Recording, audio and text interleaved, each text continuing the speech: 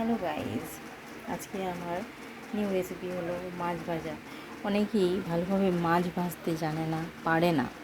সেইটার জন্য আমার নতুন আমি ভিডিওটা ছাড়ছি, দেখুন।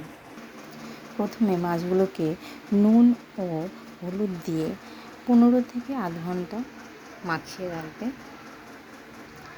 তারপর কড়ায় তেল দিয়ে বেশ ধোঁয়া উঠবে, এই রকম ধরনের তাতালো তেলের মধ্যে মাছগুলো আস্তে আস্তে ছাড়াবে।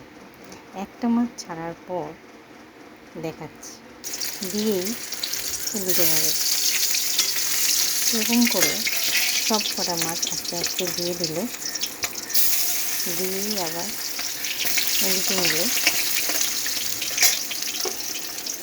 মাছগুলো আর গায়ে লেগে থাকবে না।